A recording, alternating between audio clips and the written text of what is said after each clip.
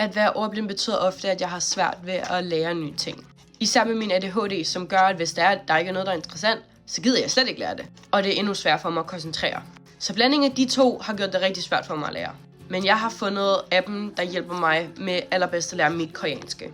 Så lad mig vise dig det. Du tager bare din pdf-fil eller dine noter og sætter den ind i det her AI flashcard-system. Så kan du så se, hvor mange kort den har lavet, hvor meget tid du har sparet. Hvis du så har en, kan du sætte din eksamensdato ind og den karakter, du gerne vil gå efter, og så laver den en specialiseret studieplan til dig. Jeg kunne stoppe her, men jeg vil rigtig gerne vise dig de andre coole ting, de også har herinde. Du kan så se, der er flashcards, summary eller mock exams. Flashcards er en del af alt det pdf og noter, du har sat ind, så du kan studere med dem. Summary er så præcis, hvad det lyder som. Du kan bruge infographics eller podcast. Det her er en anden en, jeg har lavet. Du kan se, den også giver dig en summary, altså en infographic af, hvad det er, og så kan du lytte til podcasten. Og mock exam er præcis, hvad det lyder som. Det er sådan, du gør det.